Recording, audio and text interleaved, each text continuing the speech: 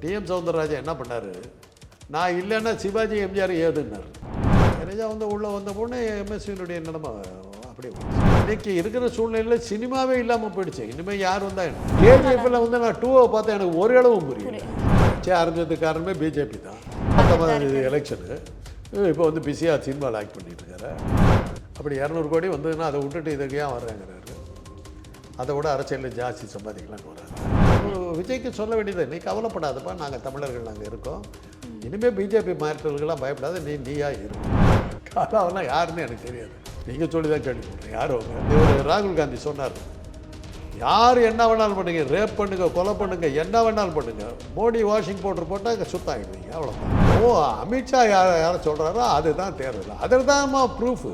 அதனால தான் ஐநா சபை சொல்லுது தேர்தல் அங்கே நேர்மையாக நடக்கிற மாதிரி தெரியலன்னு. ஐநா சபை சொல்லுது, நீங்கள் நான் சொல்லலை.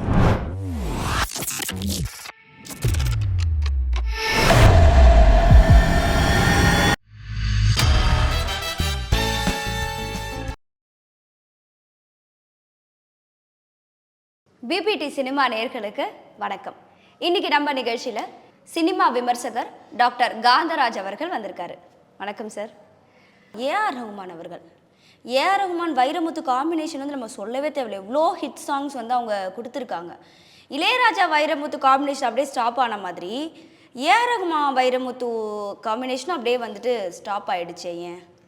ஒரு கட்டத்தில் என்னால் தான் நீ இருக்கிற, உன்னால் தான் நான் இருக்கிறேங்கிற மாதிரி ஒரு ஈகோ கிளாஷ் வரும். ஓகே, நீ இல்லாமல் நான் பாட்டு போடுறேன் பாருன்னு வரும். அதே மாதிரி தான் இப்போ டிஎம் சௌந்தரராஜன் என்ன பண்ணார், நான் இல்லைன்னா சிவாஜி எம்ஜிஆர் ஏதுன்னார். ஓகே, ஏன்னா அவரோட இசையில தான் இவங்க ஹீரோவானாங்க. பாடல்கள் எல்லாம் வந்து சிவாஜிக்கு என்ன அப்படியே சிவாஜி பாடுற மாதிரியே இருக்கும். டிஎம்எஸ் பாடினா எம்ஜிஆர் இது பண்ணும்போது எம்ஜிஆர் பாடின மாதிரியே இருக்கும். ஜெமினி பாடினபோது ஜெமினி பாடின மாதிரியே இருக்கும். ரவிச்சந்திரனுக்கும் இருக்கும், ஜெய்சங்கருக்கு இருக்கும். அன்றைக்கி இருந்த அத்தனை கதாநாயகர்களுக்கு அந்த குரலை மாற்றி பாடிக்கிட்டு அவர் இல்லைன்னா கிடையாதுங்கிற மாதிரி அவர் ஒரு சூழ்நிலை. அது அவர் வந்து சொன்னார், நான் இல்லைன்னா நீங்களாம் ஏதுறாண்டாரு. எஸ்பி பாலசுப்ரமணியம் ஒரு ஆளை கொண்டு விட்டாங்க. அதாவது ஒரு ஆல்டர்னேட் வந்து யாராவது கலைஞர்கள் அதே மாதிரி தான் கண்ணதாசன் வந்து என்ன விட்டா கவிதை எழுதுறதுக்கு யார் இருக்குமோ வாலின்னு ஒரு ஆளை கொண்டு விட்டாங்க. அது மாதிரி தான் எம்எஸ்வி இருக்கும்போது எம்எஸ்வி அடிச்சுக்கிறதுக்கு ஆள் இல்லை. எம்எஸ்வி ஒரு அமைதியான மனிதர், அழட்டிக்க மாட்டார். கேவி மகாதேவன் அந்த மாதிரி தான் ஒரு அமைதியான மனிதர், அவங்களாம் அழட்டிக்க மாட்டாங்க. இருந்தாலும் அவங்க டாமினேஷன் என்னத்துக்கு வச்சுருக்கணும் அப்படின்னு நினைக்கும் போது தான் இளையராஜா வந்தா. அப்படி இளையராஜா வந்து உள்ளே வந்த பொண்ணு எம்எஸ்வியினுடைய நிலைமை அப்படியே விழுந்துச்சு. அதே மாதிரி இன்னைக்கு வந்து நிறைய பேர் வந்துட்டாங்க. இப்போ அனிருத், ஜிவி பிரகாஷ், யுவன் சங்கர் ராஜா இவங்கெல்லாம் வரும்போது ஏஆர் ரஹ்மானோடைய அவருடைய அந்த இது வந்து மார்க்கெட் குறையில்லை. இன்னைக்கு இருக்கிற சூழ்நிலையில் சினிமாவே இல்லாமல் போயிடுச்சு. இனிமேல் யார் வந்தா என்ன, சினிமாவே இல்லையே. இன்னைக்கு இவ்வளோ நேரம் நீங்கள் கேட்டுக்கிற பழங்கதையை தான் பேசுகிறேன். இன்னைக்கு இந்த நிலைமையில யார் ஸ்டார்னு கூட நமக்கு தெரியல, என்ன படம் வந்துட்டு கூட தெரியலையே. நேற்று என்ன படம் ரிலீஸ் ஆச்சு, எங்கே ஓடுதுன்னு கூட நமக்கு தெரியல. சரி, இப்போ வந்து பார்த்தீங்கன்னா கதை சார்ந்த படங்கள் வந்து தமிழில் வந்து நிறைய வந்துட்டுருக்கு. இப்போது ரஞ்சிதா அவர்களாக இருக்கட்டும், வெற்றிமாறன் அவர்களுடைய படமாக இருக்கட்டும், இதெல்லாம் வந்து கதை சார்ந்த படங்கள். அந்த வரிசையில் இப்போ வந்து சங்கர் அவருடைய இந்தியன் 2 வந்து வரப்போகுது. ஸோ இந்தியனோட கதையை நமக்கு தெரியும், அது வந்து ஊழல் சம்மந்தமான ஒரு கதை. அதே பேஸ் பண்ணி தான் இப்போ இந்தியன் 2வும் வந்து எடுத்துகிட்ருக்காரு. ஸோ இந்த மாதிரி ஃபேண்டஸியான படங்கள் வந்து ஓடுறதுக்கான வாய்ப்பு இருக்கா? ஏன்னா ரியல் ஸ்டோரியை தான் இப்போ மக்கள் வந்து ரசிக்க ஆரம்பிச்சிட்டாங்க. இந்தியன் வந்த போது அது வேற, அப்போ ஒரு கிரேஸ் இருந்தது, கிரேஸ் கமலுக்கு இருந்த ஒரு இது லுக் இருந்தது, எல்லாமே அது ஏஆர் ரஹ்மானுடைய மியூசிக் எல்லாமே சேர்ந்தது. அந்த கதை களமே வேறையா இருந்தது. இன்னைக்கு பொதுவாக நீங்கள் பார்த்தீங்கன்னா பார்ட் 1 எடுத்துட்டு பார்ட் 2 வந்து பெருசாக ஓடினதாகவே இல்லை. எந்த படமுமே ஓடல, பெருசாக போகல. ஏன்னா அந்த பார்ட் 1ல் சில கற்பனைகள் இருக்கும். அந்த கற்பனை வந்து பார்ட் 2 சரி பண்ணார். இல்லை சார், பாகுபலி 1 2 கண்டினியூஸாக நல்லா தானே இருந்தது. பாகுபலி 2 தான் பெட்டராக இருந்தது. பாகுபலி 1 விட 2 தான் பெட்டராக இருந்தது. கேஜிஎஃப் அதே மாதிரி கேஜிஎஃப்ல வந்து நான் 2 பார்த்தா எனக்கு ஓரளவும் புரியல. படத்தை பார்த்து முடிச்சேன். அப்புறம் என் பையன் சொன்னால், நீ பார்ட் 1 பார்த்துனேன், நீ ஆளை விடுப்பா, பார்ட் 2 என்ன சாகடிச்சு பிடிச்சா ஆளை விடுன்ட்டேன். பார்ட் 2 சரியாக போகலை அவங்களுக்கு. அது மாதிரி தான் பார்ட் 2ன்னு வந்ததுனாவே நீங்கள் எதிர்பார்க்குற ஒரு இது இருக்காது. ஓகே, இப்போ எந்திரன் வந்தது, அதே ரோபோட் வந்தது, ரோபோட் அந்த அளவுக்கு ஓடல. அதே மாதிரி 3Dலாம் எடுத்தாங்க, ஒன்றும் இல்லையா, வந்தது தெரியல போனது தெரியல. ஓகே. ஸோ அப்போ இந்தியன் 2க்கு அந்த அளவுக்கு வரவேற்பு இருக்காதுன்னு தான் சொல்கிறீங்க. சினிமா உளுந்து போச்சுமா, உளுந்து போன சூழ்நிலையில் இன்றைக்கி வந்து பிரம்மாண்டங்கள் காட்டினாலும் கூட அதுவும் சங்கரோட படங்கள் சொல்லவே தேவையில்ல. ஒரு பாட்டுக்கே 100 கோடி செலவு பண்ணுவாங்க. இன்னைக்கு அந்த அதுக்கெல்லாம் யார் இருக்கிற அப்போ பார்க்கறதுக்கு ஆடியன்ஸ் எங்கே இருக்காங்க? பெண்கள் பூராவுமே சீரியலில் உட்காந்துட்டாங்க, பசங்க பூராவுமே வீடியோ கேம்ஸு அது இது அப்படி போயிட்டாங்க, ஸ்போர்ட்ஸ்னு போயிட்டாங்க. அப்புறம் தனியாக இருக்கிற தேட்டர்ஸ்லாம் மூடிட்டு இருக்காங்க. ஒரே நாளில் வந்து 2 படம் 3 படம் போட்டு 3 மணி ஷோக்கு இந்த படம், 4 மணி ஷோக்கு அந்த படம், 6 மணி ஷோக்கு அந்த படம், ஒரு நாளைக்கு 3 படம் வித்தியாச படங்கள் ஓடுது. ஒரே படம் ஓடலையே.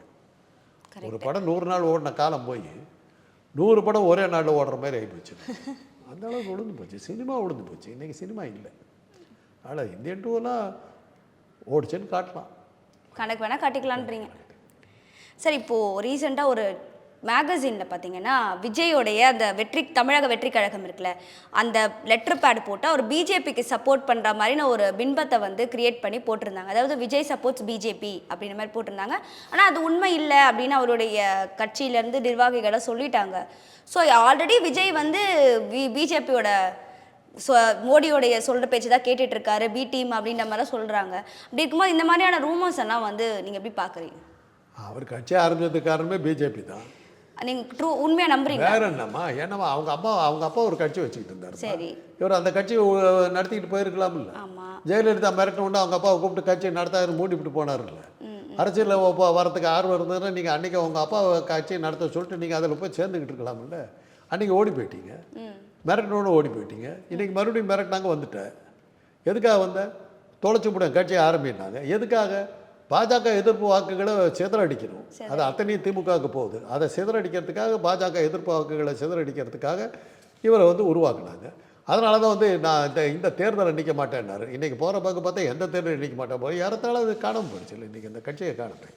இல்லை சார், மதுரையில் மாநாடு அப்படின்ற மாதிரி, மதுரையில் மாநாடு ஏப்ரல் 2 நடக்க போகுது சார். மாநாடு நடக்க போகுது, நடத்திட்டு பார்க்கலாம். பேரே காணுமே.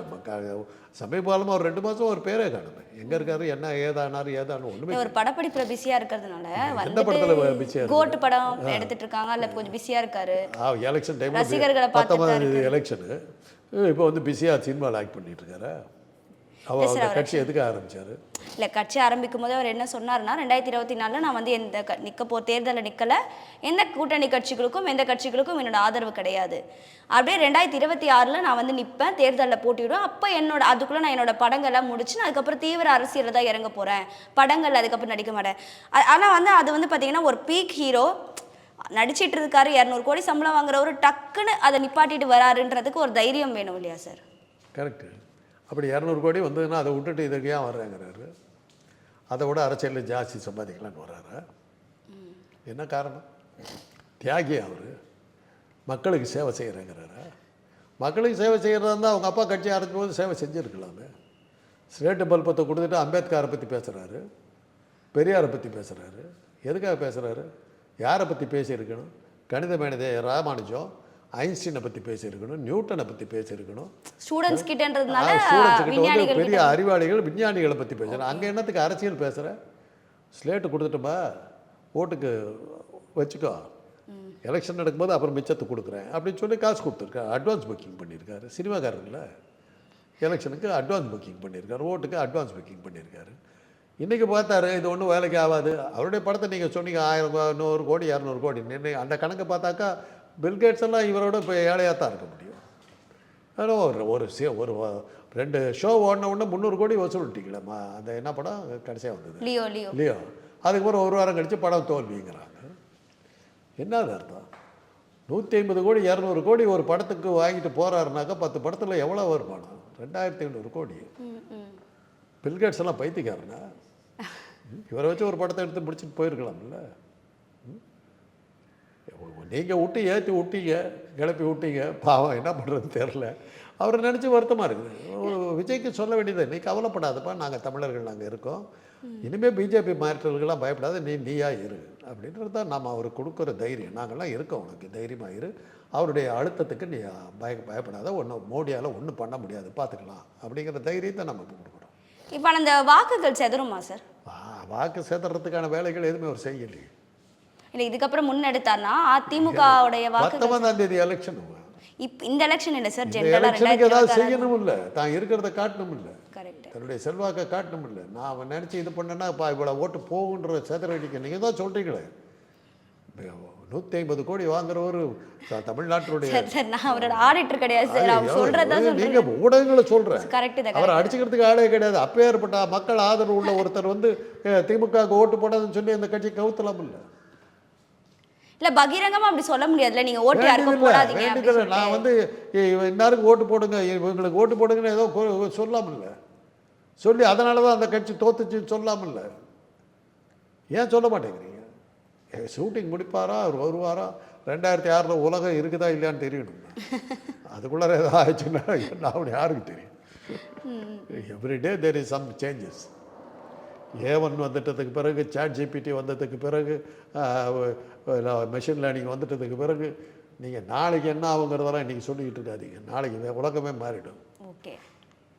அதனால் இப்போ விஜய் வந்து பொறுத்திருந்து பார்ப்போம் அப்படி நம்ம சொல்லிக்கலாம். பொறுத்திருந்து பார்க்குற மாதிரி இருந்துன்னா பார்ப்போம் இருந்தால் பார்ப்போம் அவ்வளோ. சரி, இப்போது குஷ்பு வந்து பார்த்தீங்கன்னா தேர்தல் பிரச்சாரத்தில் ஈடுபட்டுட்டு தான் இருந்தாங்க. பிஜேபிக்கு என்ன நினச்சாங்கன்னு தெரியல. திடீர்னு வந்து ஒரு லெட்டர் ஒன்று எழுதிட்டு நான் இனிமேல் தேர்தல் பிரச்சாரத்துக்கு வரல அப்படின்னு சொல்லிட்டாங்க. அவங்க உடம்பு சரியில்லை அப்படின்னு நம்ம ரீசன் சொல்லியிருக்காங்க. அதுதான் உண்மையா? இல்லை அவங்க சொல்லியிருப்பாங்க அந்த மாதிரிலாம் காலாவதி ஆகிப்போச்சு, நமிதா மாதிரி கேஸ் அதை வச்சுட்டு தொந்தரவு பண்ணாதீங்கன்னு சொல்லியிருப்பாங்க. சரி நீ போய் இருக்கிற ஓட்டிங் எடுத்து போடாதுன்னு சொல்லிட்டு இருப்பாங்க, போயிட்டு இருப்பாங்க. ஆனால் கலா மாஸ்டர் பார்த்தீங்கன்னா தீவிரமாக அப்படியே டான்ஸ் எல்லாம் ஆடிக்கிட்டு, கலா மாஸ்டர் டான்ஸ் மாஸ்டர் கலா அவங்க ஆனால் இது பண்ணிட்டு தானே இருக்காங்க. தேர்தல் பிரச்சாரத்தில் ஈடுபடுத்தா இருக்க டான்ஸ் எல்லாம் ஆடிட்டு இருக்கிறாங்க. அது டான்ஸ் ஆடுறதுக்கு காசு கொடுத்துருப்பாங்க, ஆடிட்டு இருப்பாங்க. யாருக்கு ஆடுறான்னு கூட அவங்களுக்கு தெரிஞ்சிருக்காது. கலாவெல்லாம் யாருன்னு எனக்கு தெரியாது. நீங்கள் சொல்லி தான் கேள்விப்படுறேன். யார் அவங்க சார்? அப்போ குஷ்பு வந்து ஓர கட்டிட்டாங்க, அவ்வளோதான் முடிஞ்சு போச்சு. நமிதா அந்த செட்டோட, நமிதா அப்புறம் காயத்ரி அந்த செட்டோட குஷ்புவும் ஓர கட்டியாச்சு. அப்போது நடிகைகள் வந்து பிஜேபிக்கு வந்தால் ஒரு பேர் கிடைக்கும்னு ஒரு எண்ணத்தோட வராங்க. ஒரு அமலாக்கத்துறை பாதிப்புகள்லாம் இல்லாமல் தப்பிச்சுக்கலாங்கிறது 2 அட்வான்டேஜ். சார் அப்போ ராதிகா சரத்குமாருக்கு, ராதிகாவும் மிரட்டப்பட்டு தானே உள்ளே போனாங்க. அவங்க போன தடவை என்ன பண்ணார், எனக்கு 10 சீட்டு வேண்டும், 10 சீட்டு கொடுத்தால்தான் வந்து உங்களோட கூட்டணி கொடுத்துவிட்டேன். நாங்கள் திரும்பி பார்க்குறாரு வடிவேல் மாதிரி தான், எங்கடா ஒருத்தனையும் காணலாம். அது மாதிரி திரும்பி பார்த்தா 10 பேர்த்துக்கு நிற்கிறதுக்கு ஆள் இல்லை. உடனே வேணாங்கன்ட்டார். கட்சி அடைச்சிட்டு இருக்கிறது 2 பேர் ஏதாவது வம்பு பண்ண போகிறாங்கன்னு சொல்லி கட்சி கலைச்சிட்டேன். கலைக்கிறதுக்கு அங்கே என்ன இருக்குது? 2 பேர் தான் போய் சேர்ந்துட்டாங்க, முடிஞ்சு போச்சு.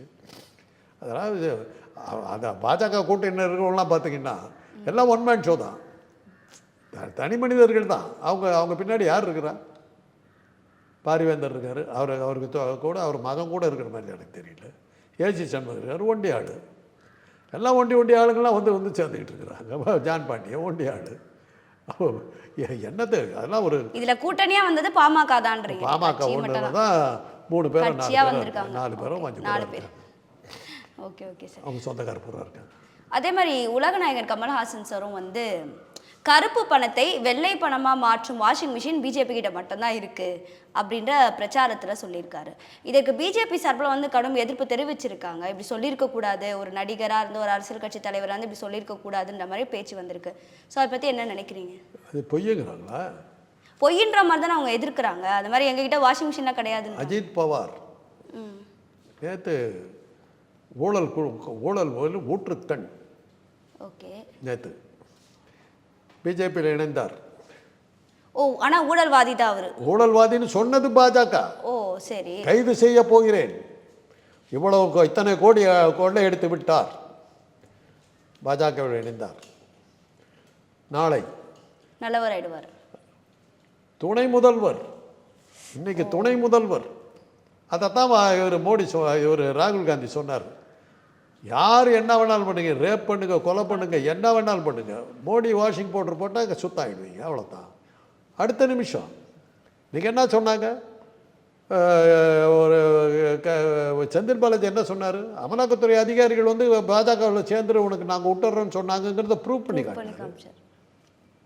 அதெல்லாம் வந்து உலகத்துக்கே தெரிஞ்ச விஷயம். அமலாக்கத்துறை, தேர்தல் ஆணையம், சில நீதிபதிகள், அப்புறம் இப்போ வந்து போதைப்பொருள் இது, இவங்களை வச்சுக்கிட்டு தானே பாஜக வேலையை நடத்திக்கிட்டு இருக்குது. இது இல்லைன்னா அவங்களுக்கு என்ன இருக்குது?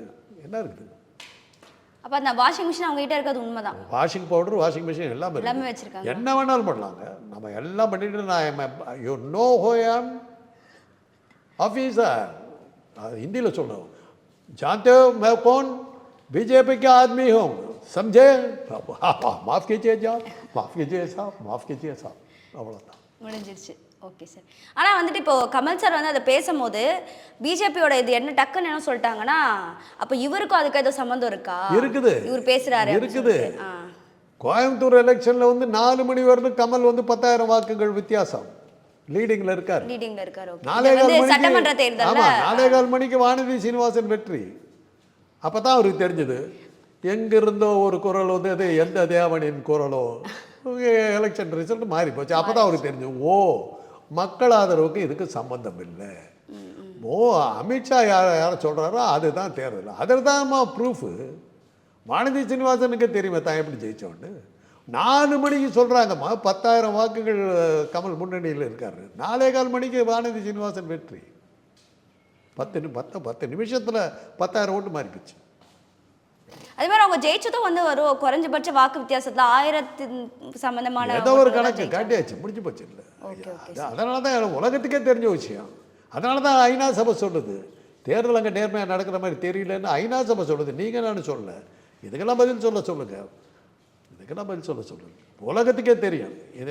அதனால தான் எந்த ப்ரெடிக்ஷனும் நான் சொல்ல மாட்டேங்கிறேன். பாப்போம் சார். ஜூன் 4 வரைக்கும் பொறுத்திருந்து பாப்போம் என்ன நடக்குது. ஜூன் 4 வரலும் பொறுத்திருக்க வேண்டியதில்லை. இப்போ சொல்லலாம் வாக்கேந்திரங்கள் சரியாக பயன்படலைன்னா பாஜக தோல்வி. மக்களுக்கும் வாக்கேந்திரத்துக்கு மத்தியில் நடக்கிற தேர்தல் இது. அப்போ ஜனநாயக பெருவிழா இல்லை, மக்களுக்கும் வாக்கேந்திரத்துக்கும் நடுவில் நடக்கிறது. சார் நம்ம பிபிடி சினிமா நேயர்களுக்காக நிறைய விஷயங்களை பகிர்ந்துக்கிட்டீங்க. நன்றி சார்.